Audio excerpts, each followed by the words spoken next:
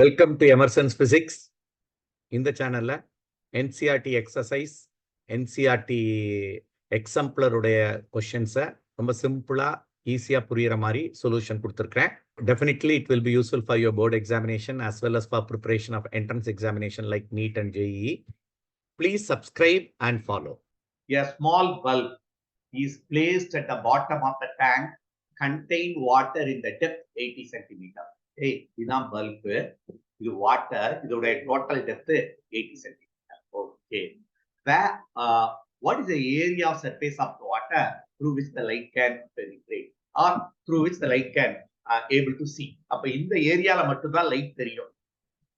இது என்ன கான்செப்ட்னா டோட்டல் இன்டர்னல் ரிஃப்ளெக்ஷன். ஆக்சுவலி இந்த டயக்ராமே இது கிரிட்டிக்கல் ஆங்கிள் தான். அதே கிரிட்டிக்கல் ஆங்கிள் தான். கிரிட்டிக்கல் ஆங்கிள் லைட் என்ன ஆகும்? It pass through the refract, அதான் இந்த ரிஃப்ராக்டிங் சர்ஃபேஸ். இதுல ரிஃப்ராக்ட் ஆகும்.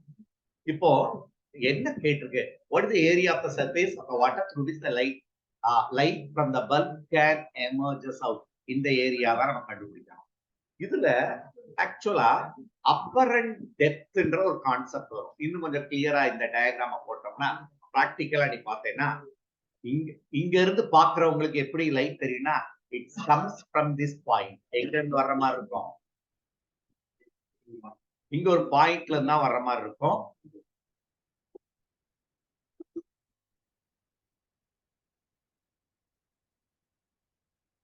சரி, இதுதான் ஆக்சுவல் டெப்த்.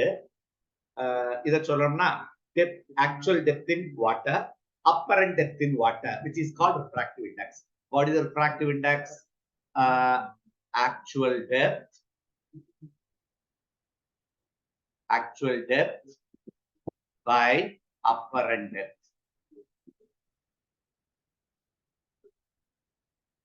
Actual depth வந்து 80 centimeter. Refractive index is nothing but 1.33. அப்போ இந்த டெப்த் நமக்கு கிடைச்சிடும். எந்த டெப்த்? apparent depth. அப்ப apparent depth will be 80 by 4/3 அடா 4/3. அப்ப apparent depth is அத நம்ம கால்குலேட் பண்ணோம்னா இது நமக்கு apparent depth கிடைச்சிரும். ஓ சாரி, இதுக்கு தேவையில்லைடா, apparent depth தேவையில்லை, இது ஏரியா தானே வேணும். சாரி, இது ஆக்சுவலா நான் கொஞ்சம் டைவர்ட் ஆயிட்டேன். இத நேராவே ரேடியஸ் கால்குலேட் பண்றதுக்கு we have the formula. Anyway, I'll continue with that. இன்னொரு தடவை மறந்து போட்டுறலாம். சாரி, ஏகனே மறுபடியும் இந்த சம்ம போடுறேன். நான் கொஞ்சம் டைவர்ட் பண்ணிட்டேன், அது தேவையில்லை.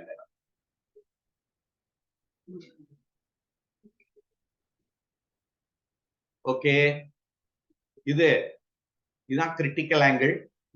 உனக்கு என்ன வேணும்னா πr squared area of the surface through which the light passes. நீ உள்ளுக்குள்ள இருந்து பார்த்தா இது வேற மாதிரி கேட்டிருக்கலாம். இது மாதிரி சம் கேட்டீங்கன்னா what is the view of the fish which is in the bottom, அதே தான் இதுவும். அப்போ உனக்கு வேண்டியது πr ஸ்கொயர்ட் வேணும். அப்போ இதுதான் கிரிட்டிக்கல் ஆங்கிள். Critical angle. அப்ப tan c வெளியே எடுக்கிறோம். tan c is nothing but opposite side by adjacent side. அத வேணா h ன்னு வெச்சுக்கலாமா? height of the water tank h. அப்ப r will be equal to h tan c. அப்போ உனக்கு ஏரியான்றது pi into r squared h squared into tan c. புரியுதா இல்லையா? tan c tan squared c. Tan squared c is nothing but pi h squared into sin squared theta by cos squared theta தான் the formula. அப்போ sin squared c by cos squared c. உனக்கு இந்த critical angle formula உனக்கு தெரியும். என்ன formula? 1 by sin c is equal to refractive index of the material. அப்போ sin c will be equal to எதுக்கு equal? 1 by mu. அதான் நம்ம பார்த்தோமே, mu is nothing but 4/3. அப்போ 3/4 ஆயிருமாடா? sin c இருக்கட்டும், 3/4 போடலாம். இந்த இடத்துல sin squared c நம்ம ப்ராப்ளம் இல்ல, கீழே cos squared c இருக்கு. அப்ப இந்த ஃபார்முலா நம்ம இன்னும் கொஞ்சம் நம்ம கேப்ப மாத்தலாம். sin squared c divided by 1 minus sin squared theta plus cos squared theta equal to 1.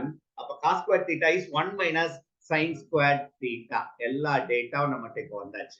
என்னென்ன டேட்டா இருக்கு? அப்ப area will be equal to 22 by 7. Height is மீட்டர்லயே நம்ம கண்டுபிடிச்சலாம் ஏரியாவை.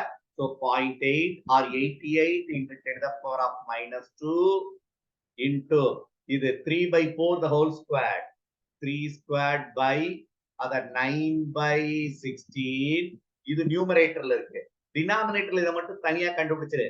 1 minus 9 by 16 தனியா எழுதி இந்த வேல்யூ கண்டுபிடிச்சிடலாம். 16 minus 9 எவ்வளவு? 16 minus 9 7 by 16. அப்போ 7 by 16 இந்த 16 இந்த 16 கேன்சல், இந்த 7 இந்த 7 கேன்சல். இத மட்டும் இது 9 ஸ்கொயர்ட்ல வெறும் 9 தான். இத நீ கால்குலேட் பண்ணேன்னா ஏரியா கிடைச்சிரும். The area of that value is 2.6 meters squared is the answer. Work out பண்ணி பாத்துருங்க, கரெக்டா வந்துடும். ரொம்ப ஈஸியான क्वेश्चन. இன்னொரு தடவை சொல்லிடுறேன், நல்லா புரிஞ்சுக்கோ. ஏரியா பாரு, இங்க இருக்க லைட் இந்த ஏரியால மட்டும் தான் லைட் அடிக்கும். Light will be seen from outside.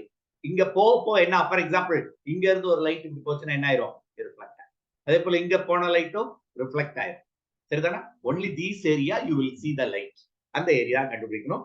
அப்ப கிளியரா டயகிராம் கொடுத்ததுனால பையார் ஏரியா.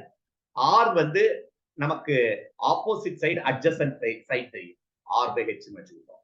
அடுத்தது ஆர் ஸ்கொயர்ட் வேணும். அப்ப நேரா சப்ஸ்டிட்யூட் பண்ணா tan ஸ்கொயர்ட் சி. tan என்னன்னு பார்த்தோம்? sin squared c by cos squared c. sin squared c நம்ம கண்டுபிடிச்சாச்சு. sin சி கண்டுபிடிச்சோம். அப்ப sin ஸ்கொயர்ட் சி. அப்ப cos squared c is 1 minus sin squared c. கிளியரா இருக்கியா? எல்லா டேட்டாவும் தெரியும். ஈஸியா சால்வ் பண்ணக்கூடிய சம் தான்.